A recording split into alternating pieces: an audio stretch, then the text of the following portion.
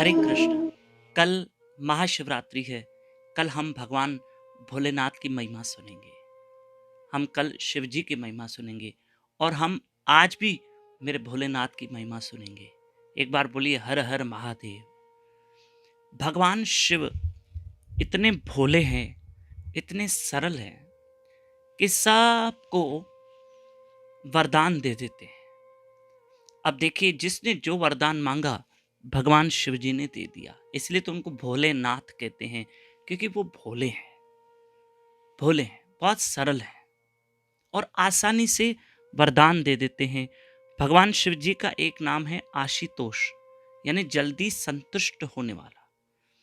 आज भी हम शिव महिमा सुनेंगे और कल भी मेरे भोलेनाथ की ही महिमा सुनेंगे। कल महाशिवरात्रि है, ठीक है।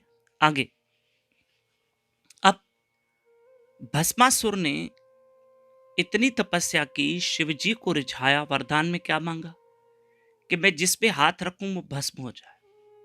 भगवान शिव जी ने कहा तथास्तु। लेकिन याद रखना, उसी भस्मासुर ने शिव जी के दिए हुए वरदान का दुरुपयोग करना चाहा। क्या दुरुपयोग? कि मैं शिव जी के ऊपर हाथ रखूं, पर शिव जी तो अमर अजर हैं, उनको कुछ नहीं होगा। हाँ, लेकिन भस्मासुर जब शिव जी के दिए हुए वरदान को उसका दुरुपयोग करने चला, तो वो खुद ही अपने वरदान से भस्म हो गया और उसने ही अपने सर पे हाथ रख दिया और भस्म हो गया। मेरा कहने का तात्पर्य यह है कि भगवान ने हमको जो दिया है, हमें उसका कभी दुरुपयोग नहीं दिया करना चाहिए। हमें कभी उसका दुरुपयोग नहीं करना चाहिए।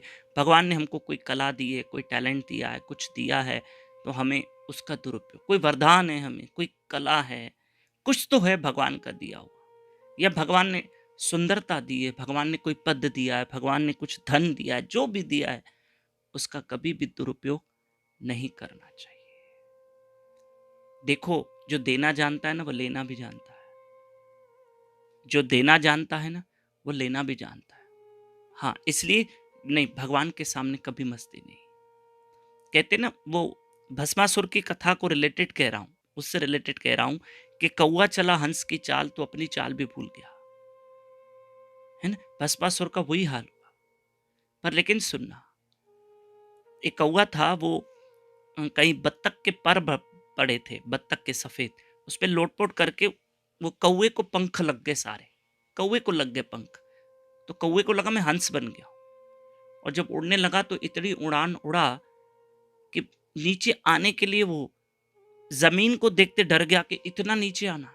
हंस तो और उड़ते गया, उड़ते गया, उड़ते गया, हंस और आगे चला गया, लेकिन कौवा गिर गया, क्योंकि कौवा ज्यादा उड़ नहीं पा रहा था। वो हंस की चाल चला और अपनी चाल भी भूल गया और गिर गया।